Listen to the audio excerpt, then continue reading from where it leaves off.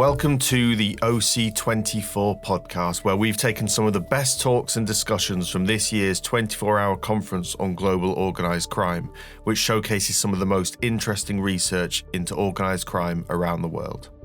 This episode is called Statistical Analysis of Organised Crime in France. Good morning, everyone. Bonjour à tous et à toutes. We are welcome to the session on statistical analysis on organized crime in France.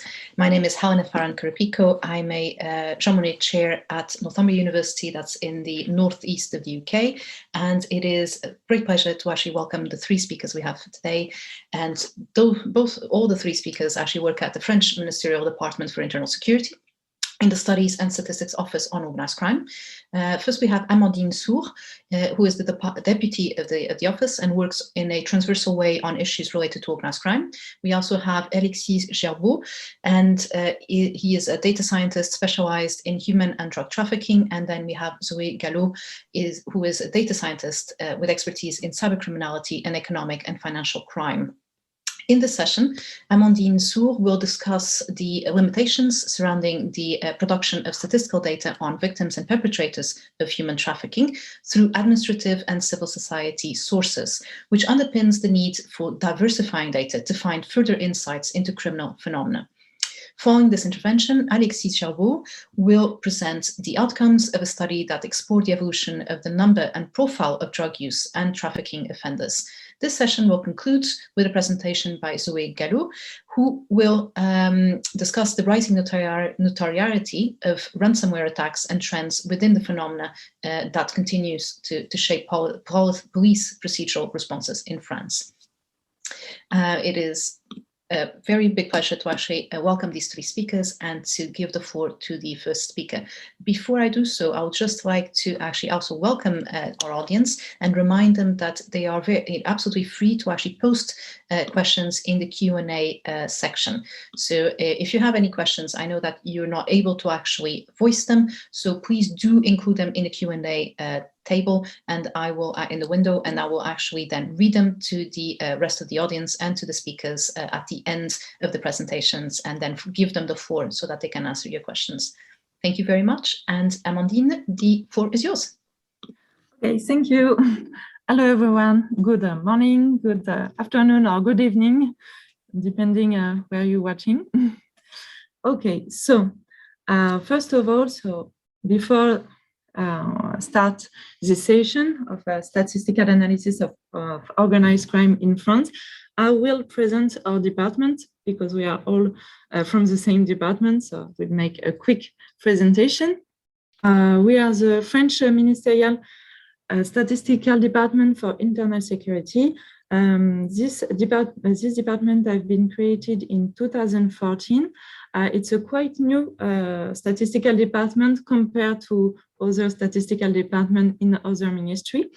We are recognized by Eurostat as another national authorities, so that means that we are responsible for the diffusion of statistical on internal security for France. And we have two main missions. The first one is giving information to the public, the general public, and the other one is to bring a statistical support for public policy. And so we all three are from the Studies and Statistics Office on Organized Crime, which has been created in 2020. And we are working on different topics. So there is like cybercrime, drug trafficking, trafficking in human beings, economic and financial crime, corruption, identity fraud. And the goals of our office is to make data expertise on this topic, design new indicators on all of these thematics, and doing like statistical and criminological analysis.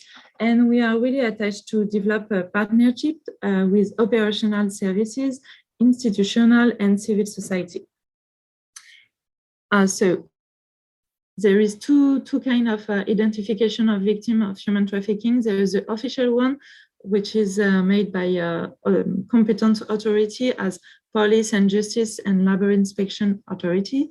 And there is like the detection of victims, which is made by NGOs, association, and other institutions. And so on the data on human trafficking in France, we have two kinds of data. We have administrative data and civil society data. For administrative data, data collection is made by each institution. And we are doing extraction specific data from a global information system. So the information systems are made for wider scope. So we don't have specific details on human trafficking. We have developed a common scope between police and justice that I will present to you just a slide after.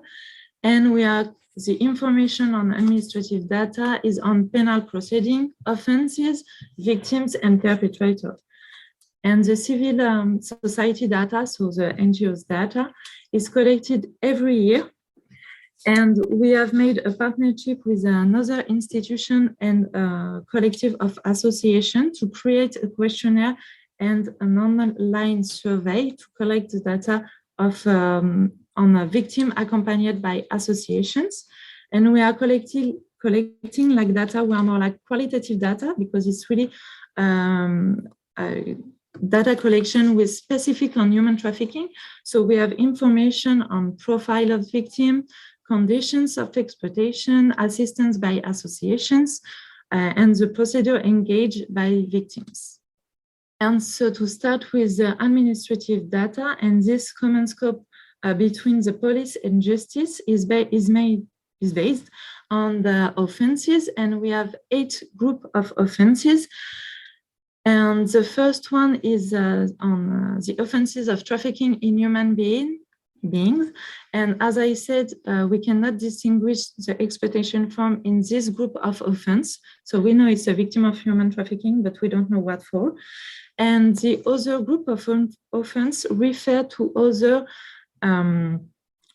definition in the penal code in France. So we have aggravated procuring, enslavement, exploitation of begging, undignified working and living conditions, forced labor, reduction to servitude, and organs trafficking. On organs trafficking, we do not have any data. So I will now present to you the data on the victim's profile record on the police and gendarmerie. So you have to know that in France, we have 2 kinds of police forces. So the police and gendarmerie. And so for the profile of victims of offenses of exploitation and trafficking in human beings, so the global group, actually we have more, the proportion of women is more important, and we have an average of 22% of minors between 2016 and 2020. And we can see in the data a rise of this proportion of minors, and this is linked to the phenomenon of sexual exploitation of young French women, which is a phenomenon that rising up since a few years, maybe 2017, sorry. And this is a phenomenon we are well known by association, but also by operational service. So the victims of exploitation and trafficking are quite young, because you have 22% of the victims who are underage and 27% who are between 18 and 24 years old. We have 38% of the victims who are French nationality, and we have also really diverse nationality of this kind of victim. But what's interesting point is to look on the group of offense and the profile by group. So on this slide, you have the profile of the victims with the different group of offense. And if we look the offense of human trafficking victims, we have a proportion of women who are more important, 69%. But if we look on the offenses of forced labor, we have a proportion of male victims who are more important, 66%. And if we look on the proportion of underage victims, we can see that for the offenses of forced begging, all the victims, 79% of victims are underage. And the nationality are really different regarding the group of offense. For human trafficking, we have Nigerian and French victims for most. And this is linked to for the Nigerian network that are well known around Europe. And if we look at the nationality for forced labor, we have a more diverse nationality. That's why the percentage are lower. We have 6% of Indian and 5% of Moroccan, but we have really wider nationalities. And if we look for the offense of aggravated procuring, we have most of the victims who are women, and they are, for 44% of them, have a French nationality. And for the offenses of forced begging, we have a nationality from Romanian for quite half of the victims and 21% who are French. And to have a better understanding of this phenomenon of exploitation, this is also interesting to look on the data of associations that we collect, because we will have more qualitative information. As you can see on this slide, this is a result of the questionnaire of 2020, so the result of 2019. And so we have detected, NGOs have detected more than 6,000 victims by 38 NGOs. And around half of them have been accompanied by these NGOs.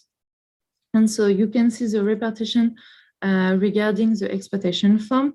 What's interesting here is that we have information on victims of forced criminality that we cannot have in the administrative data, because these victims are recognized as perpetrator of a crime, but not as a victim of human trafficking for most of the time.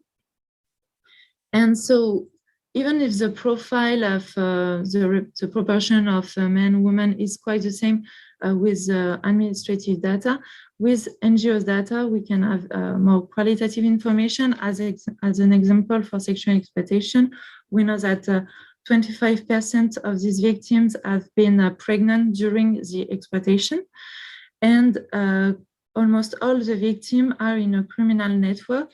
And for example, for domestic servitude, it's it's a little bit different. The traffickers is known by the victim for 68% of the victim, and generally it's more a closer person than sexual exploitation. And for forced criminality, we can see that all the victims suffered from addiction. So that means that the hold of the trafficker is reinforced, if I can say, by the addiction of the victim. Most of them are underage.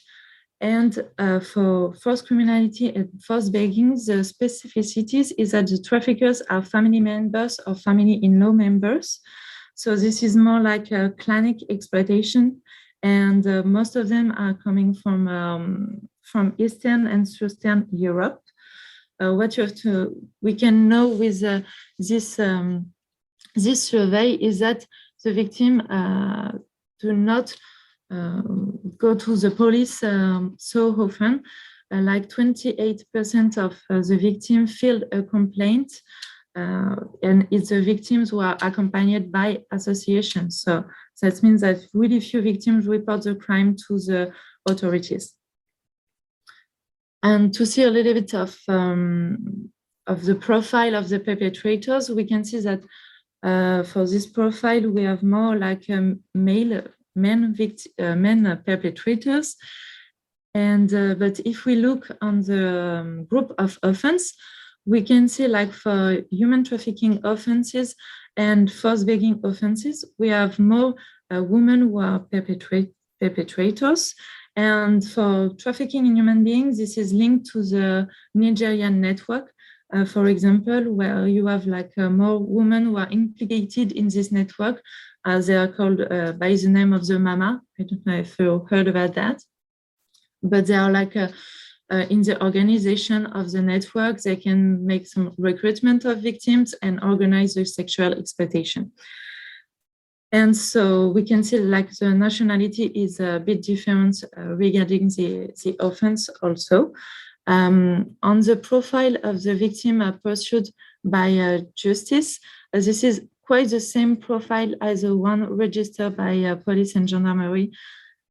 But what's interesting is to look on the convicted person's profile. As you can see, for the offenses of exploitation and trafficking of human beings, so that means for all groups, we have more men who are convicted, who have been convicted, and for offense of human trafficking, we have a proportion of women who are more important. This is linked to Nigerian network, as I said. Interesting things is also to look on the quantum of prison sentences by a type of principal offense. As you can see, the quantum of prison sentences is really different regarding the group of offenses. Like for trafficking in human beings, the quantum is 4 years of prison. And but for forced begging, it's only 5 months of prison. And so that's really interesting to look at this kind of details in the administrative data. And so to quickly sum up this presentation, it's interesting to have multiple comparative data to better understand this criminal phenomenon and have a better view on who are the victims and who are the perpetrators of human trafficking. And administrative data, we have a common indicator between police and justice who facilitate the analysis between these two ministries.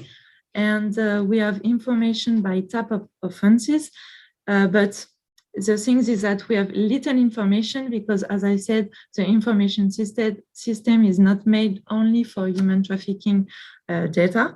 And it could be a confusing indicators because we have offense of strictly human trafficking and wider offenses, a larger group of offenses as undignified working and living condition, for example. And with the NGOs data, we can have information on invisible victims because few victims report the crime to the police. And this report, the report that we publish every year, is used by NGOs to explain what's human trafficking. We all need data to make an image on what are this criminal phenomenon. It's possible that there is victim duplication in this result, and it's difficult to do trends because we have different NGOs who respond to the survey every year.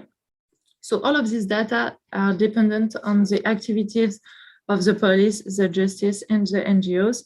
So they are not representative of all the phenomenon of trafficking in France, but this allows us to have a view of human trafficking in France. So thank you very much for your attention, and I will leave the floor to Alexis. Okay, so hello everyone. So on my side, I'm going to talk about drug use and trafficking offenses and present you a statistical review in France between 2016 and 2020. So for more information about this subject in general of the three of us, you can go to our website and you will see the recent publication about these topics. So I will break down the presentation in two parts. So the first part will be dedicated to the methodology of this study.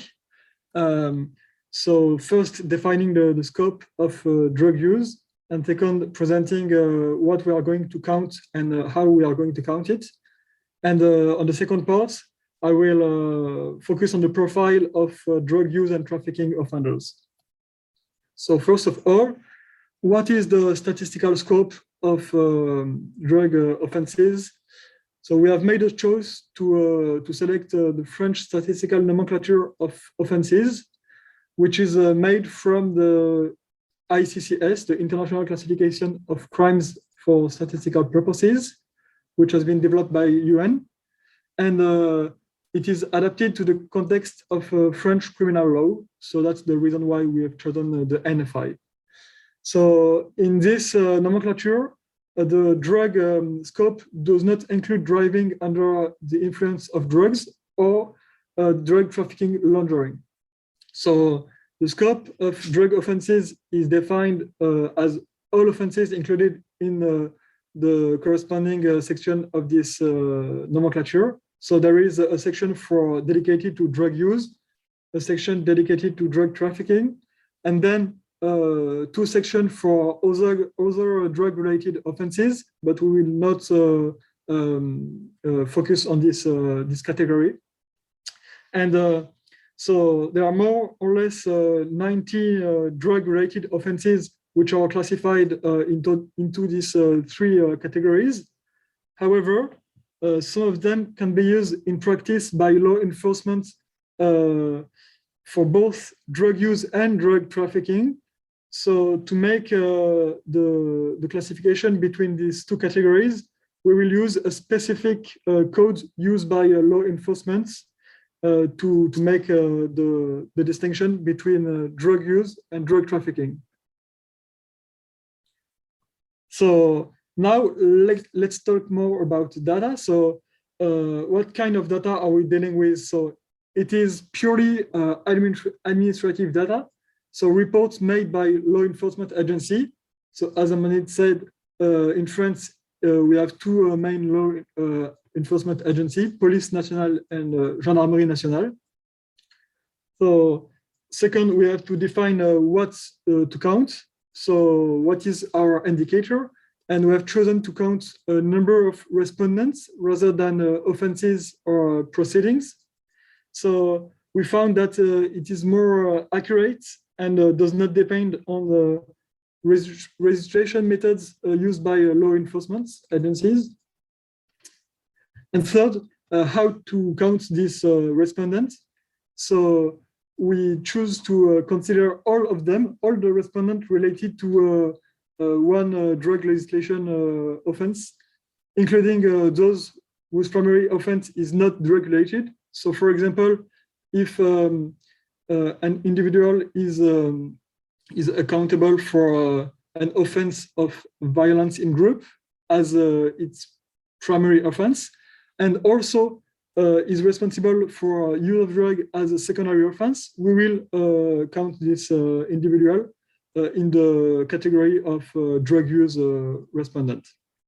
And then I need to precise that in the way to count respondents, we remove respondent duplicates within the groups, so within the drug use, drug trafficking, and drug-related respondent categories.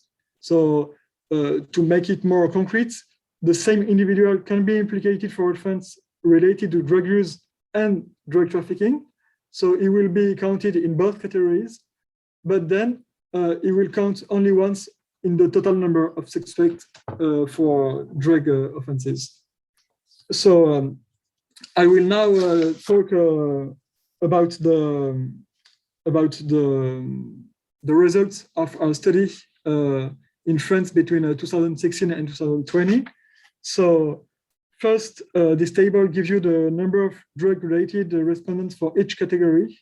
So for drug trafficking offenders, we have an average number per year of 44,000 respondents.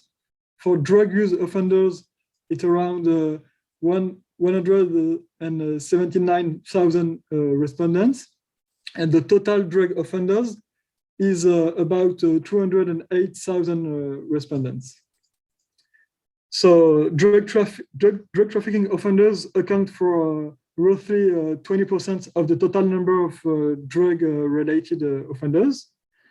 And regarding to make these numbers to make a comparison with all the activity of police and for law enforcement agencies in France. So between 2016 and 2020, the number of drug offenders accounts for 18% of all respondents recorded by law enforcement. But the procedure in which at least one drug-related offense is present is only 2% of all proceedings. So a small number of proceedings account for a larger number of respondents, but this is due to the specificity of drug-related offense, because they are all they need all to have at least one respondent. So it's particularity of this kind of offenses.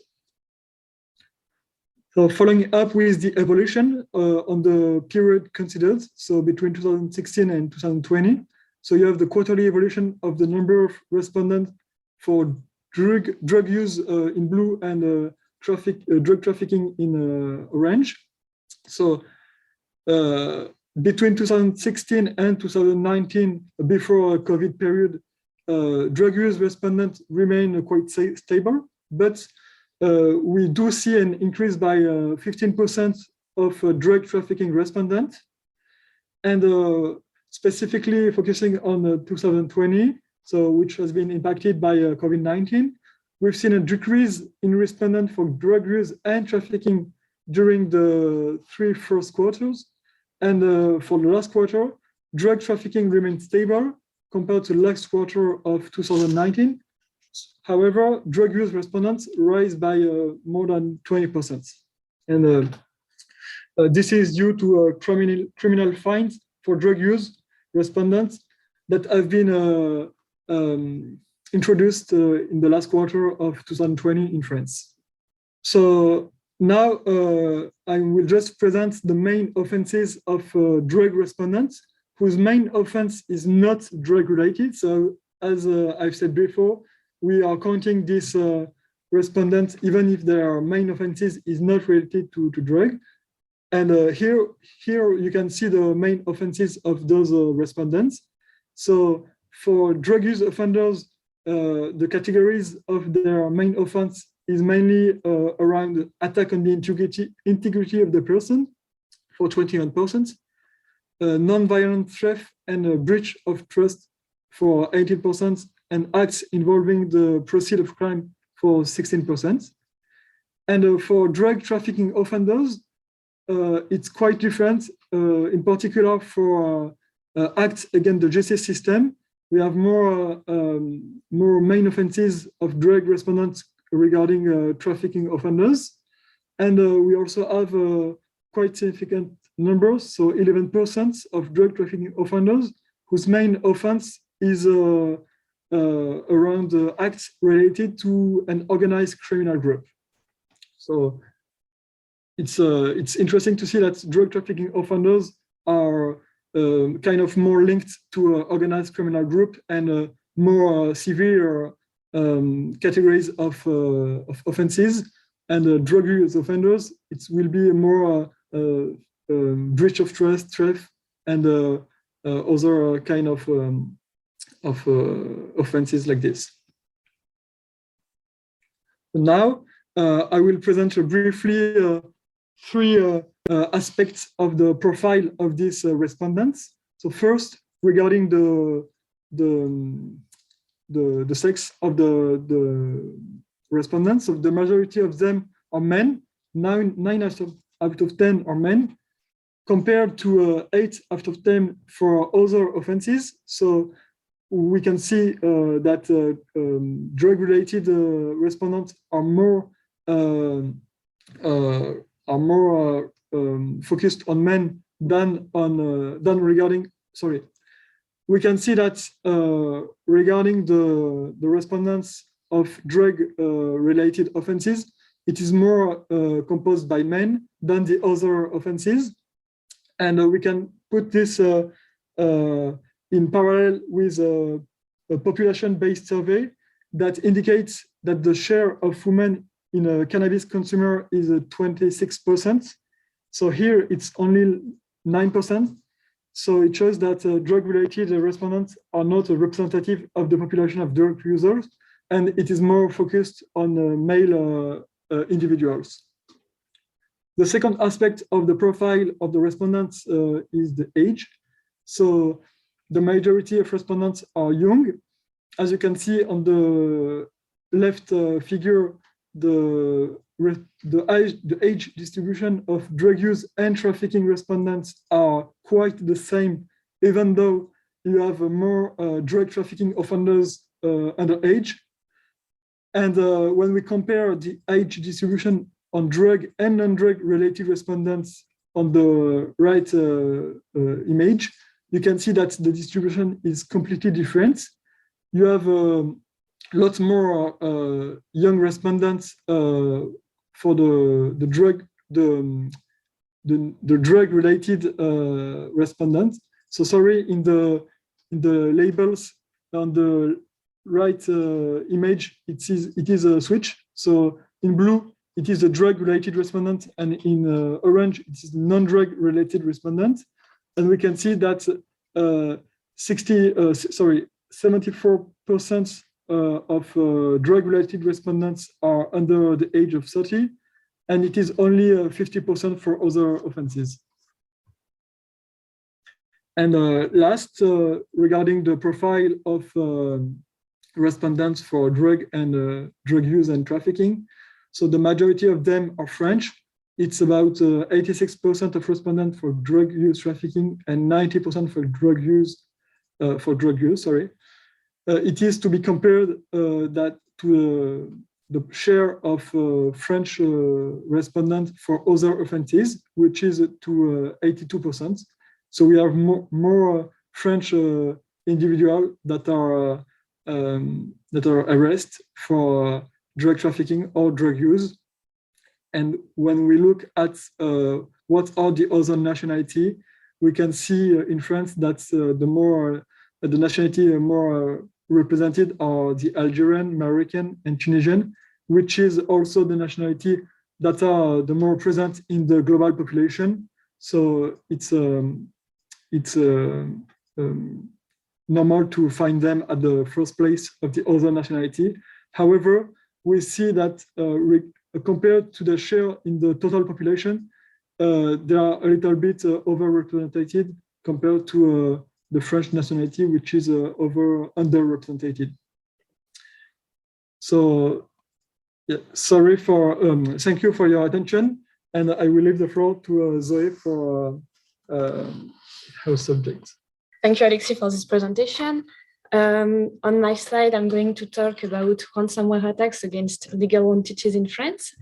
So just first, what I'm going to talk about deeper in this presentation, I'm going to make a short introduction with some definition of the word ransomware and what we are going to talk about. After that, I'm going to explain how we have counted ransomware attacks in our data, because as Alexis explained, we worked on operational data from the police forces. And after that, in the second part, we are going to analyze more in detail the ransomware attacks per business sectors on public and private entities. And as the last part, we are talking about the amount of ransom money.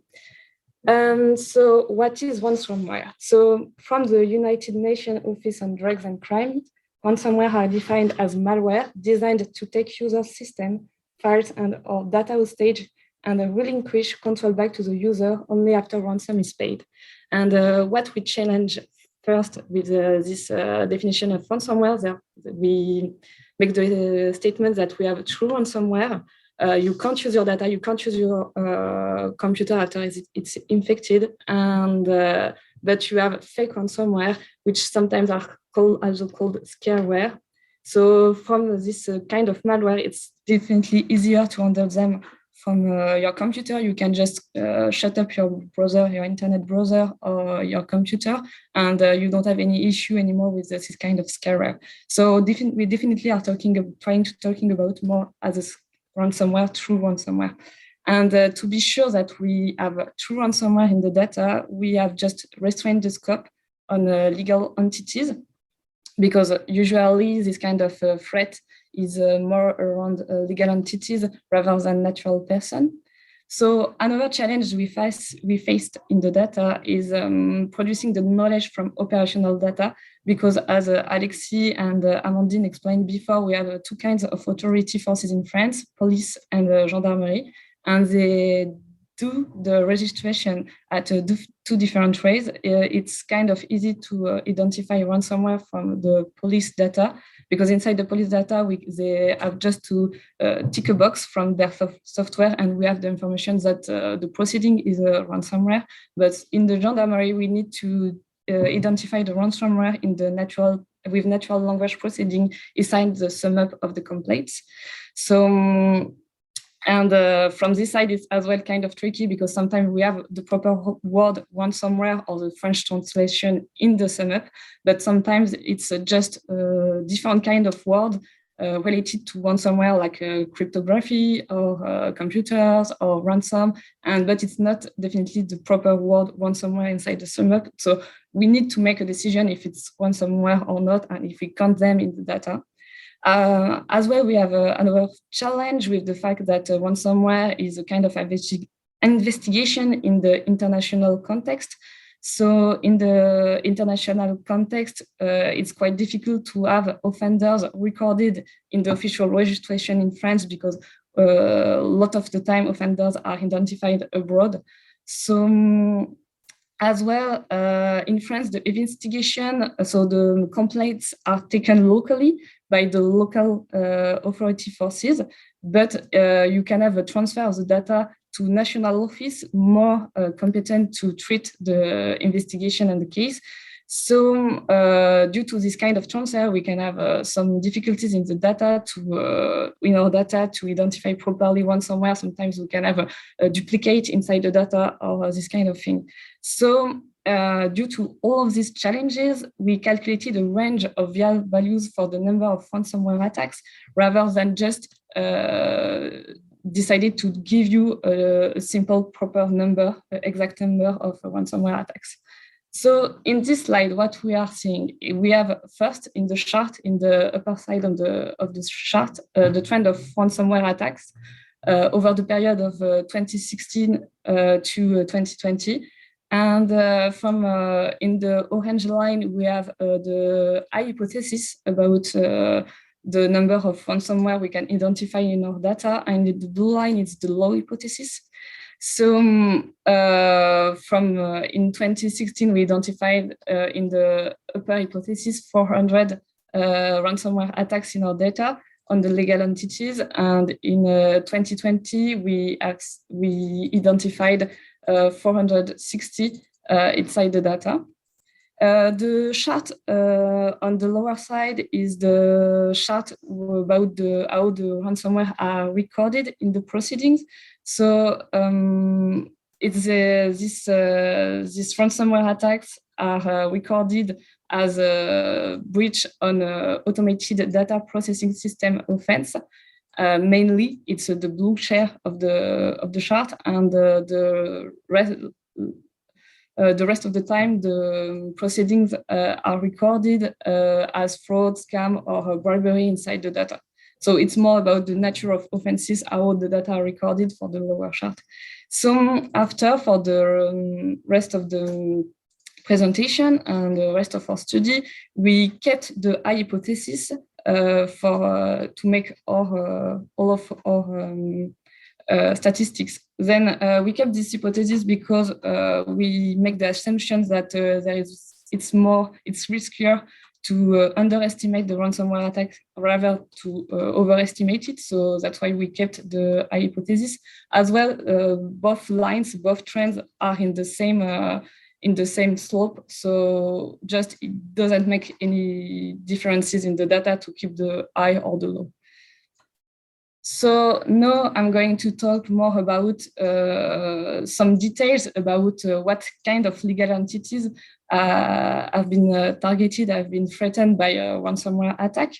So in the orange of the graph, it's more like the share of the legal entities in France by activity field, and in the blue line, it's the share of the victims, the legal entities victims of ransomware attacks. Sorry. So what we can see there, we have kind of a big offset for two business lines. For public administration, education, healthcare, and social services, we have just 13% of them which are a business line in France. They represent just 13% of the activity field in France, but they are 20% of the victims of ransomware attack. As well, the other one which we can observe a big offset between the two share is the manufacturing and other industries. So just they represent just 7% of the activity field in France, but 50% of the victims of ransomware attacks.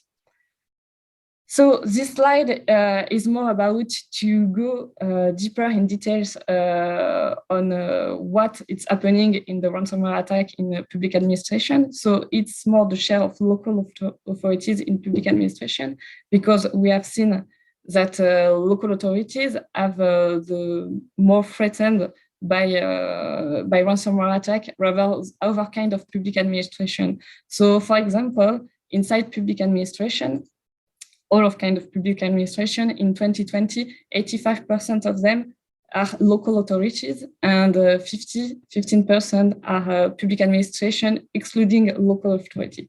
So local authority are kind of the perfect target for ransomware attacks authors because they have kind of weaknesses in their computer system. Their data are very sensible and very important, and they can't stop to rule their computer system. So it's definitely good for authors to threaten them because it's because they need to keep their data. They need to pay the ransom to have access to their computer file, and they have kind of a lot of weaknesses. So after that, we are going to talk about a distribution of legal entities affected by a ransomware per size of city where the legal entities are located. Here in this chart, we can see that it's kind of, from this table, the thing we need to remember, it's the business lines per lines, the threaten of ransomware attacks are in line with the proportion of sorry, just need to have access to my notes. Just a second. Yeah, so we need it's the same repartition by business sectors here in France. We have the same repartition for all of the business sectors and for all of the repartition of the ransomware attacks in the parcels of location. So we don't have any offset. We don't have any big insight from this table between the repartition of ransomware attacks and the repartition of city inside the repartition of by the size of the city. After that, we are going to talk about ransom money. So it's the distribution of the amount of ransom from 2016 to 2020. So the median is around 2,890. And so the main, the things you need to know about this data, we have done the calculation about 16% of the ransomware attacks that are recorded, because we have just all of this data with the mention of the amount of money. So we didn't see any bias inside the repartition of the data from of them which are mentioned with the amount of a ransom. We didn't see any bias from the repartition of the activity field inside the repartition of the activity field. So what we have seen, it's some of them are very more than 1 million of money. And after that, the trend of the median of the amount of ransom over years. So we can see a big increase from 2016 to 2020. So over here, it was around 50% per year, an increase from the beginning of the period until the end of the period. So according to the data recorded by security forces in 2019, also of all the legal entities were asked less than 4,500 euros as a ransom. This amount is up to 6,375 in 2020. So just to make some sum up of the key findings of this presentation, ransomware is a challenging subject for statistics with operational data. Ransomware attacks increase in France on the period considered. Public administration, education, healthcare, and among them especially local authorities are one of the most important targets for ransomware attack authors. The threat of the median of the ransom amount increases between 2060 and 2020. So our next steps are more about continue to develop collaborative work with operational services, is as well to make an analysis by type of ransomware, and as well improving the natural language processing method for ransomware detection. So thank you so much for your attention on this presentation, and just let us know if you have any question about the different presentation from Amandine and Alexis. I just give the end to Helena, maybe. Thank you so much. Thank you so much to the three speakers for an excellent, for excellent presentations. For their insights into this really complex area. And I'm sure that the audience will have a great deal of questions. So could I ask everyone to actually follow the example of Mara Freitas and actually add their questions to the Q&A if possible. To the Q&A window, so that I can actually read them to the rest of the audience and actually to the speakers as well. We now have about 20 minutes left of 22 minutes left of Q&A, so that's a good time. So I would like to start with the questions that I already have here by Mara Freitas from Brazil. So she has three questions specifically. So she starts with, recently, acting as a volunteer at the Ministry of Justice in Brazil, I developed a manual for the harmonization of statistical variables with a view to creating a national statistical system. Each of our states has its own statistical system specializing in security. Is your service unique to your country, or are there local services? Are these local services integrated in any system, and are the treated variables standardized? She then continues with another question. When assisting victims of trafficking, are there any questions that assess the reasons why people accepted migration? Accepted migration. Okay. In Brazil, there is the problem of international human trafficking, commonly aimed at prostitution and forced labor, as well as internal human trafficking aimed at prostitution, forced labor, or unfortunately, for the sale of human organs. Although the authorities do not tabulate, it is observed that the reasons are associated with poverty and deep economic problems not overcome by public policies such as income transfer. And then finally, which statistical software do you use in France? At the moment, those are the questions I have here in the Q&A window. I might take advantage of my position as a chair to also add a couple of questions. So I was particularly interested in the global information system that Amandine actually referred to in her presentation.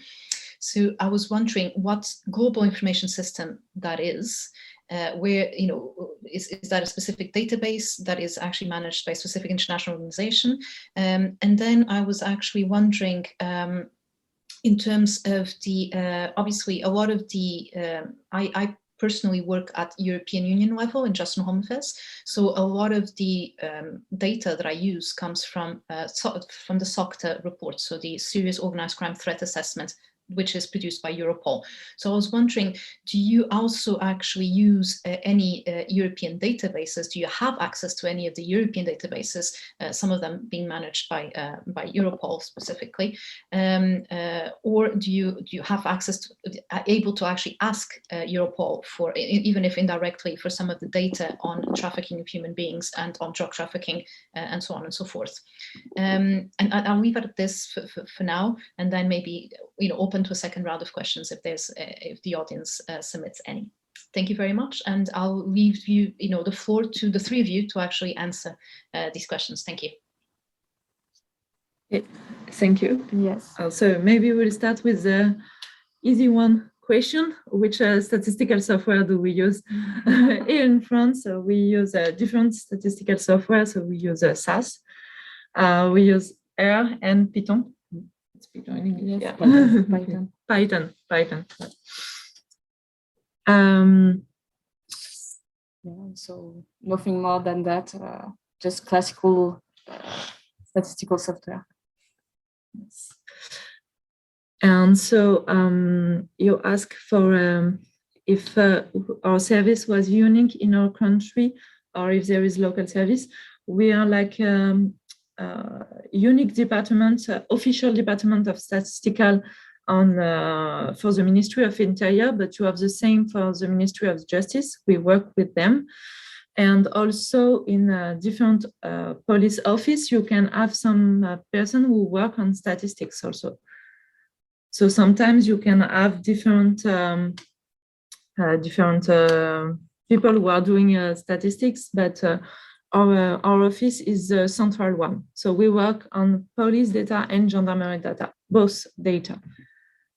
And because like to respond to the global information system, each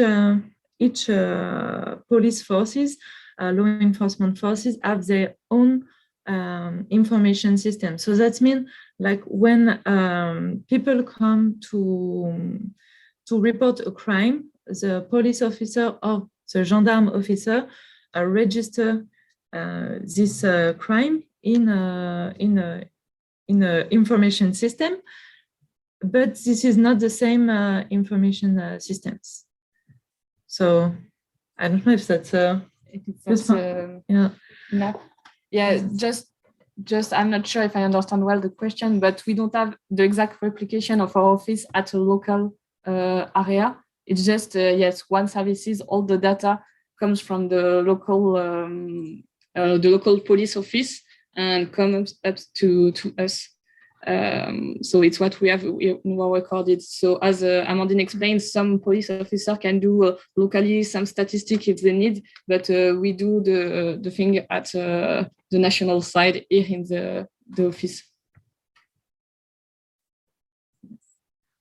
And so we do not work for now on the European database, but I think we could ask to have access to this database, but I don't know what the process to do it.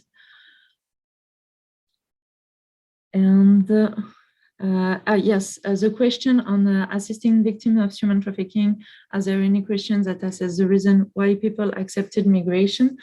Actually, we don't have question in the survey, this kind of question in the survey, because when we work with association, it's not one line, one victim. So we don't have like personal data. We have data for a global number of victims who are accompanied by association. But when we exchange with associations, they give us some information to better understand this phenomenon. And so, of course, there is like the reason of poverty and deep economic problems. And there is also like sometimes like for Nigerian network, the victims can know like they coming in France or in Europe more generally to prostitute themselves, but they don't know the condition when they will doing that. So that's when they arrived in Europe, they will face violence and coercion and all of this kind of violence, actually. that they don't know when they leave Nigeria, for example, on Nigerian. And for criminal activities like forced criminality, it's more difficult because it's linked to the family members. So it's most of them are underage and they know they will do that, but there's a lot of hold of the person. The influence of the family members is really strong because there's a link of the family. So that's a big issue. Thank you so much for the clarifications and the answers. I just want to clarify that. I thank you, Mara Freitas, for the clarification on what it means to actually accept to migrate. I have to admit that I hesitated when I read the question because the term accepting to migrate in the context of trafficking of human beings is a problematic one, because not all victims accept to migrate. So sometimes they don't have a choice, or even they're not asked about it, right? So that's why I hesitated when I read, and I apologize for that.